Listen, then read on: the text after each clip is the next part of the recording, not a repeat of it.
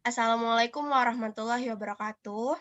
Perkenalkan, kami dari kelompok 6. Kami ingin presentasi tentang penulisan surat lamaran pekerjaan dan resum.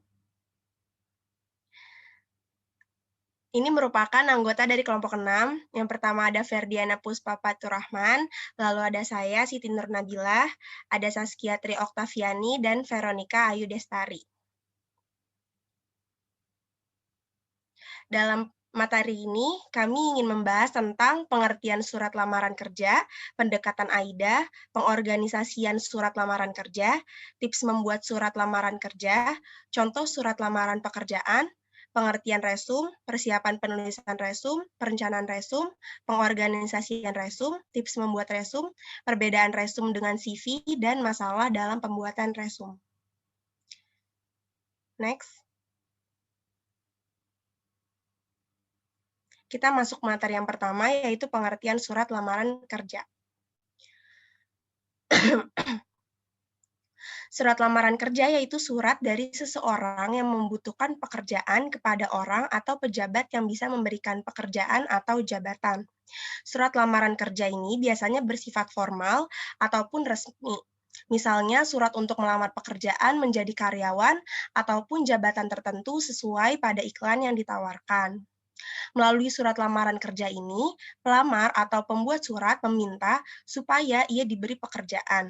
Surat lamaran pekerjaan bisa juga diartikan dengan suatu surat dari calon karyawan kepada pemberi kerja yang berisi permintaan supaya karyawan diberi pekerjaan oleh si pemberi kerja. Fungsi surat lamaran kerja itu sebagai tanda tertulis atau resmi pengajuan permohonan pekerjaan, sebagai alat komunikasi, dan sebagai bahan pertimbangan. Next. Yang kedua ada pendekatan AIDA. Next. Pendekatan AIDA itu ada 4. Sebagaimana penulisan resum, penulisan surat lamaran kerja juga perlu menggunakan pendekatan attention, interest, desire, dan action. Nah, AIDA ini untuk menggugah atau menarik perhatian pembaca. Pendekatan AIDA ini lebih menekankan pada sisi sikap pelamar kerja dan apa manfaat yang didapat oleh pembaca. Yang pertama itu ada attention. Gimana pelamar kerja harus dapat meyakinkan pihak pencari kerja atau pembaca bahwa pelamar kerja yang memiliki sesuatu yang bermanfaat atau dapat menumbuhkan rasa tertarik bagi pembaca. Dari sini kita bisa menjelaskan ide atau gagasan yang membuat pembaca itu antusias untuk menyimak apa yang kita tuliskan. Pembaca tentunya akan bertanya-tanya tentang manfaat yang dapat ia peroleh. Pelamar kerja juga bisa mengemukakan tentang bagaimana ia mendapatkan informasi lowongan kerja dari alasan dan mengapa ia tertarik pada posisi atau jabatan tersebut. Yang kedua yaitu interest. Pelamar kerja harus dapat menarik perhatian pembaca dengan menjelaskan relevansi pesan-pesan yang disampaikan. Dalam hal ini, pelamar kerja perlu menjelaskan dan menegaskan bahwa kualifikasi yang dibutuhkan tersebut relevan dengan kemampuan yang dimiliki dan ia yakin mampu menyelesaikan pekerjaan tersebut dengan baik. Yang ketiga ada desire. Pelamar kerja harus dapat menumbuhkan hasrat pembaca untuk mengetahui lebih jauh apa yang sudah dituliskan dalam surat tersebut. Pelamar kerja juga dapat meyakinkan pembaca melalui bukti-bukti pendukung yang relevan dengan posisi yang dikehendaki. Yang terakhir yaitu action, pelamar kerja harus dapat memberikan saran kepada pembaca untuk mengambil suatu tindakan tertentu berkaitan dengan harapan atau keinginannya dalam menulis surat tersebut. Salah satu tindakan tersebut yang dapat dilakukan oleh pembaca adalah memberi kesempatan untuk melakukan wawancara kerja atau job interview. Next. Selanjutnya itu pengorganisasian surat lamaran kerja. Next. Pelamar kerja harus dapat memahami dan mempersiapkan dengan baik apa saja yang harus ditulis dalam surat lamaran kerja. Terdapat 3 bagian utama dalam pengorganisasian surat lamaran kerja. Yang pertama yaitu paragraf pembuka, ada paragraf pertengahan, dan paragraf penutup. Yang pertama, paragraf pembuka. Dalam surat lamaran kerja yang baik, yang menarik perhatian pembacanya perlu mencantumkan hal-hal seperti ini. Yang pertama yaitu rangkuman, kemukakan kualifikasi yang dimiliki yang paling relevan dengan jabatan yang diinginkan. Yang kedua, nama. Pelamar kerja dapat menyebutkan nama seseorang yang sudah dikenal oleh pembaca, yang ditawarkan kerja, atau seseorang yang menyarankan pelamar kerja untuk melamar pekerjaan di perusahaan atau lembaga tersebut. Yang ketiga ada sumber publikasi.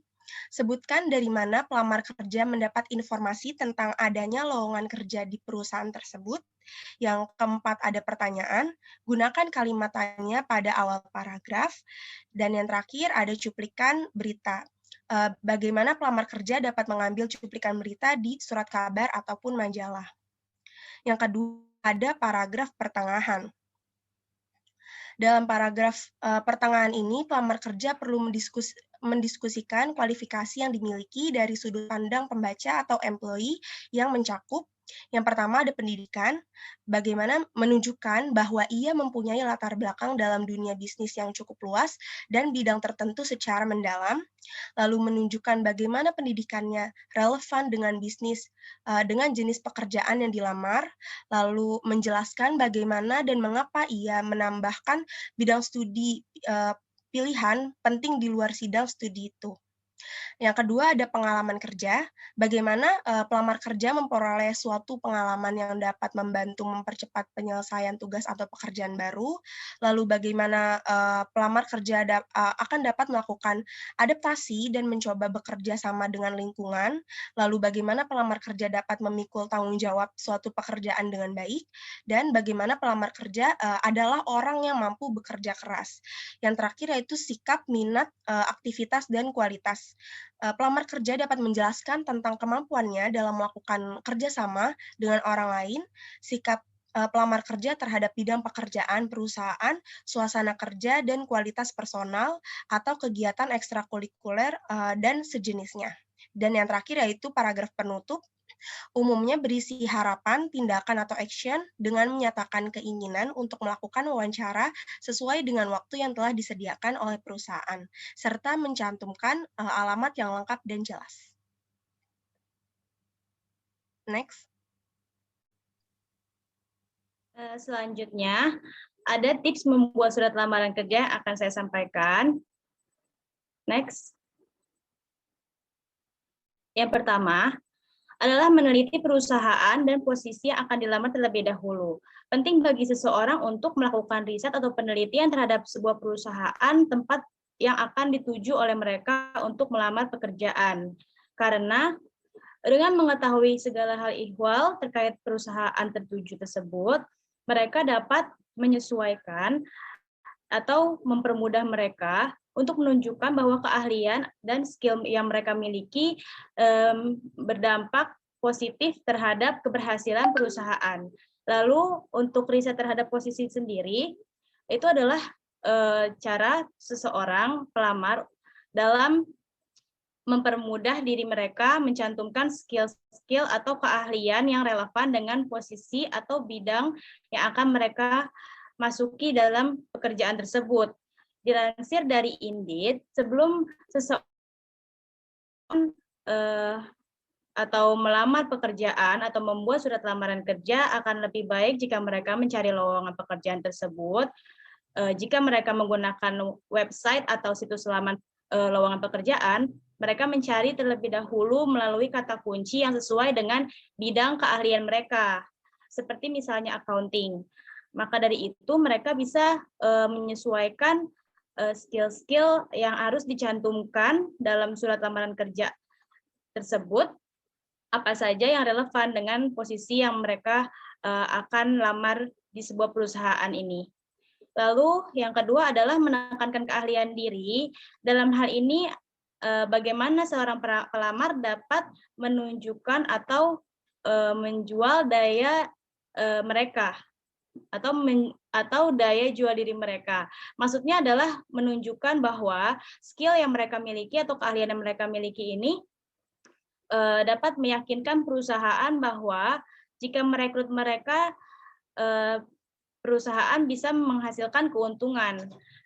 Dan demikian, si para pelamar dapat mencantumkan spesifikasi terkait keahlian mereka, seperti misalkan pencapaian-pencapaian dari pengalaman yang pernah mereka miliki selama bekerja atau bermagang di perusahaan lain.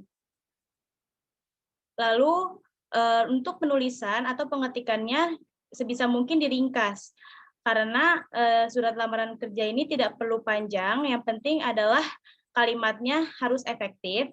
Lalu selain itu juga harus nyaman dibaca oleh para perekrut.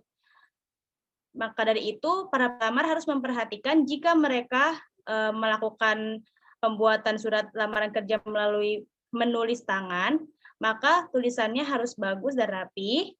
Dan ketika mereka melakukannya dengan mengetik, maka ketikannya seperti bentuk huruf dan size-nya harus disesuaikan. Misalnya Times New Roman dengan ukuran 11 sampai 12 atau ukuran 10, atau bisa juga dengan menggunakan bentuk huruf kalibri, Arial, dan sebagainya. Lalu selanjutnya adalah selektif dalam penggunaan bahasa. Jika seorang pelamar membuat surat lamaran pekerjaan dalam berbahasa Indonesia, maka ia harus memperhatikan ejaan bahasa Indonesia atau EBI yang sesuai.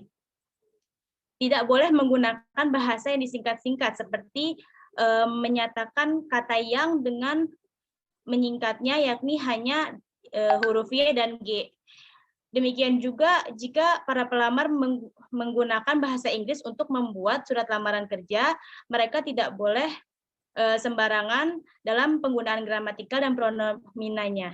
Mereka harus selektif dan sebisa mungkin memperhatikan bahasa Inggris bisnis yang sesuai dengan konteks pekerjaan mereka. Selanjutnya, melakukan penyuntingan. Penyuntingan yang dimaksud ini adalah memeriksa kembali surat lamaran kerja yang telah mereka ketik atau mereka tulis.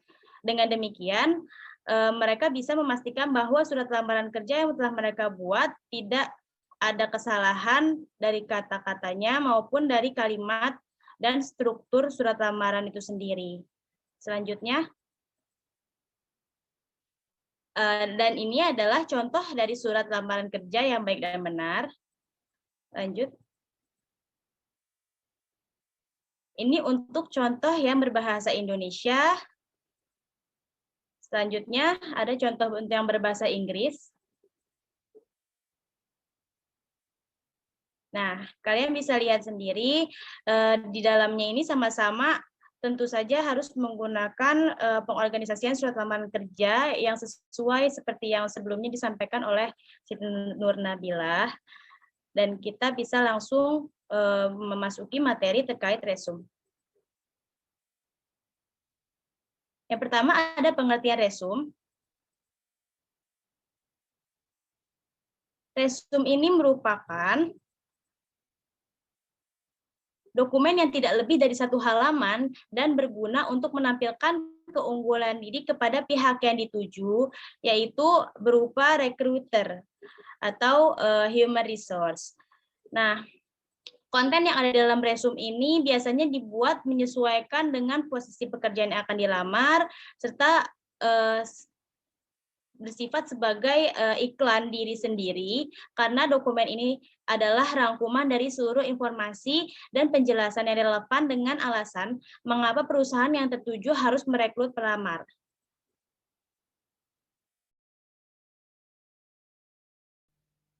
Selanjutnya yang ketujuh ada persiapan penulisan resume. Melalui resume ini diharapkan pimpinan suatu organisasi atau perusahaan sudah dapat mengetahui kemampuan walaupun belum pernah bertemu secara langsung. Oleh karena itu, resume yang dibuat harus dibuat sedemikian rupa sehingga menarik perhatian pembaca. Dalam mempersiapkan resume ini ada 3 hal yang harus dilakukan. A. Mencari informasi penting. Sebelum membuat resume, langkah pertama yang perlu dilakukan adalah mencari berbagai informasi penting yang relevan dengan jenis pekerjaan yang diinginkan. Yang pertama yaitu analisis diri. Analisis diri ini akan dapat membantu dalam mengenal diri sendiri secara lebih mendalam, termasuk semua kelebihan dan kekurangannya. Untuk mempermudah menentukan siapa kita, maka perlu menjawab pertanyaan seperti apakah saya mempunyai aspirasi yang cukup tinggi, Apakah saya dapat berkomunikasi dengan baik? Apakah saya orang yang sangat bergantung kepada orang lain, dan sebagainya. Yang kedua, analisis karir. Sebagaimana dalam melakukan analisis diri, maka perlu juga membuat dan menjawab segala macam pertanyaan yang berkaitan dengan karir di masa depan. Oleh karena itu, mencoba menggali sebanyak mungkin pertanyaan yang berkaitan dengan karir yang akan dipilih. Contohnya yaitu kayak kecerdasan mana, kayak kuantitatif, verbal, mekanik yang paling bermanfaat bagi karir kita. Apakah ada efek samping yang membahayakan kesehatan? Apakah prestasi akademis menjadi syarat bagi penjenjangan karir, dan sebagainya. Selanjutnya ada analisis pekerjaan. Secara umum, para lulusan suatu perguruan tinggi sedikit atau belum memiliki pengalaman kerja, pada tahap awal memasuki kerja, perusahaan telah menyediakan suatu program orientasi atau pelatihan kepada yang baru diterima sebagai karyawan suatu perusahaan. Oleh karena itu, sebelum menyusun suatu resume, maka perlu menjawab pertanyaan seperti apa tugas dan tanggung jawab pekerjaan, apa karakter pribadi saya sesuai untuk tugas dan tanggung jawab pekerjaan, apakah pengalaman saya berkaitan dengan tugas dan tanggung jawab pekerjaan. Selanjutnya, yang B, merencanakan resume. Tujuan membuat resume adalah agar dapat melakukan wawancara dengan tim dari organisasi atau perusahaan yang dilamar. Resume yang dibuat merupakan rincian atau pelengkap terhadap surat lamaran kerja yang telah dibuat. Dalam merencanakan resume ini ada 3 hal yang perlu diperhatikan. Yang pertama yaitu tujuan karir. Apabila memperhatikan iklan lowongan kerja di suatu surat kabar atau majalah, akan terlihat beberapa posisi pekerjaan yang dibutuhkan oleh para pencari kerja. Maka harus memutuskan posisi apa yang diminati atau yang akan menjadi tujuan karir. Misalnya posisi manajer sumber daya manusia, manajer pemasaran, dan sebagainya. Selanjutnya yang kedua ada informasi pribadi. Data pribadi yang tercantum dalam resume adalah nama, tempat tanggal lahir, alamat rumah, dan jenis kelamin. Dapat juga menambahkan data lain yang berkaitan erat dengan jenis pekerjaan yang dipilih.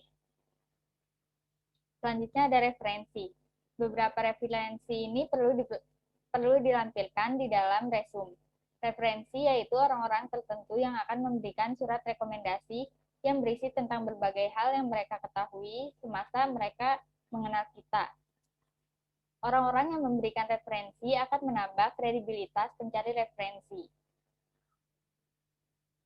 Selanjutnya yang C, pembuatan resume.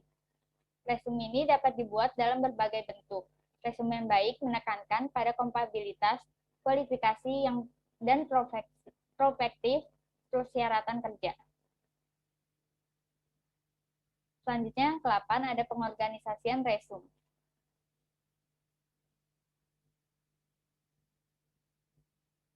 Berdasarkan cara pengorganisasiannya, resume ini dikelompokkan menjadi 3 jenis resume. Yang pertama ada resume kronologis. Resume kronologis adalah cara pengorganisasian resume yang didasarkan pada kronologisnya, yaitu pendidikan dan pengalaman sebagai judul isinya. Mana yang harus didahulukan, pendidikan atau pengalaman? Putuskan mana yang lebih memberikan kesan positif bagi pencari kerja. Informasi terkini sebaiknya ditempatkan pada urutan pertama, lalu diikuti berikutnya. Misalnya penulisan jenjang pendidikan dimulai dari jenjang pendidikan tertinggi. Bentuk resume ini merupakan bentuk resume tradisional. Ini merupakan contoh resume kronologis. Selanjutnya ada resume fungsional.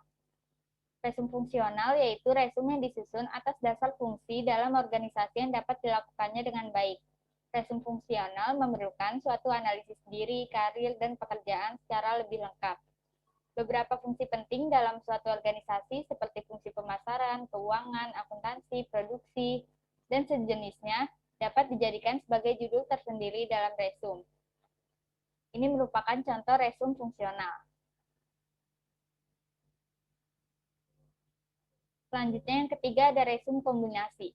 Resume kombinasi ini merupakan resume kombinasi antara resume kronologis dan fungsional. Resume kombinasi tersebut ini memberikan suatu keyakinan bahwa persyaratan pendidikan dan pengalaman terpenuhi dan masih menggunakan judul-judul lain yang lebih menekankan pada kualifikasi yang dibutuhkan. Ini merupakan contoh resume kombinasi. Nah, untuk membuat resume yang baik ini, perlu diperhatikan 4 hal, yaitu kerapian, kesederhanaan, akurat, serta kejujuran.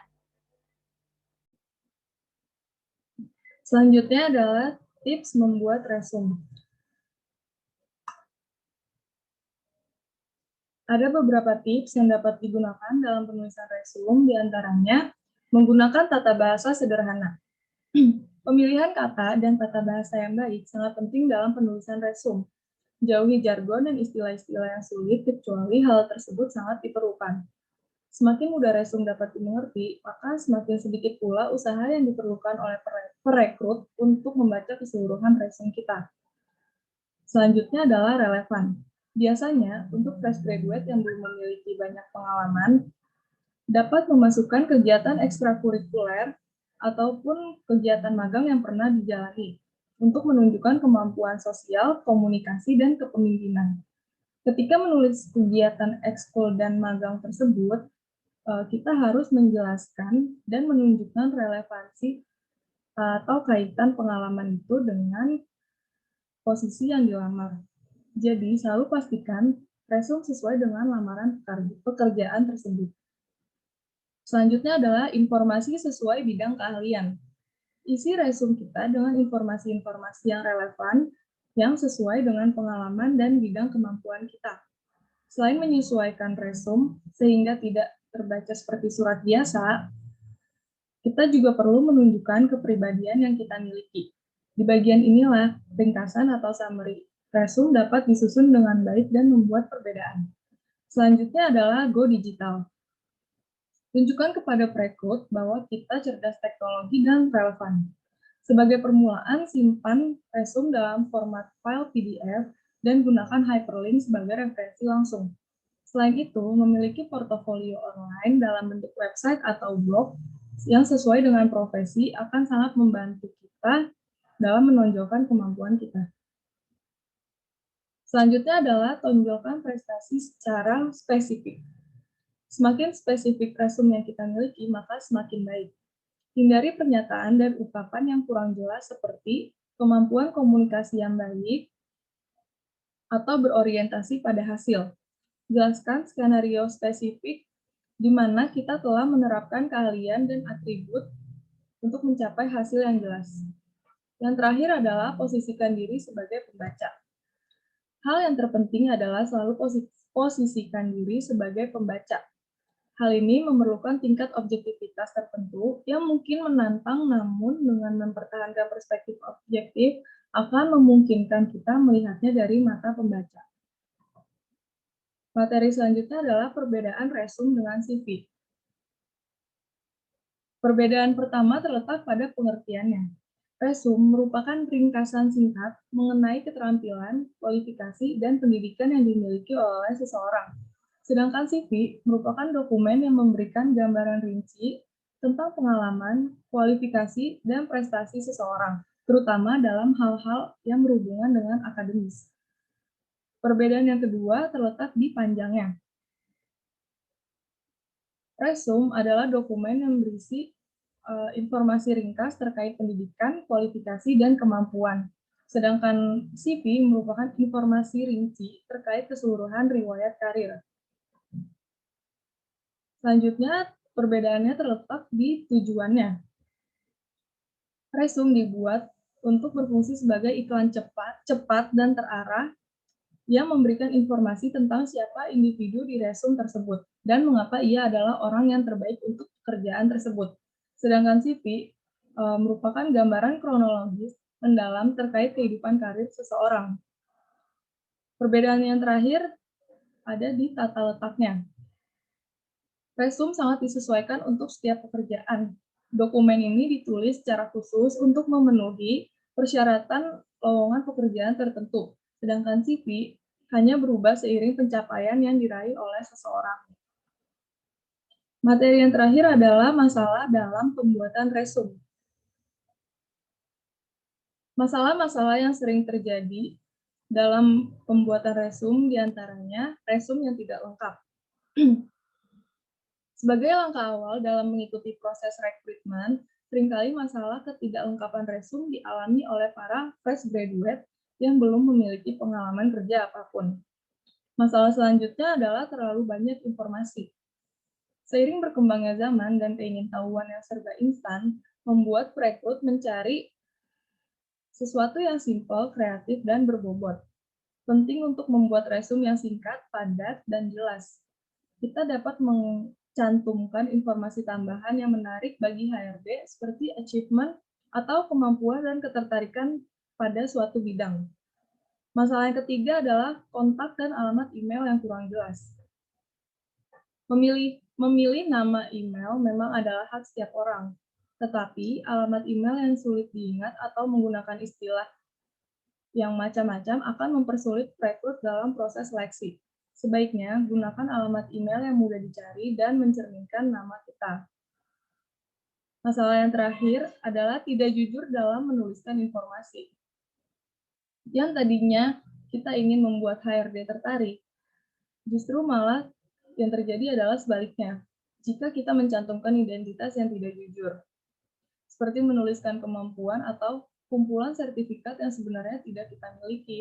Tetaplah jujur dalam membuat sebuah resume, karena resume merupakan tahap awal dalam proses rekrutmen. Sekian presentasi dari kelompok kami. Kurang lebihnya mohon maaf. Wassalamualaikum warahmatullahi wabarakatuh.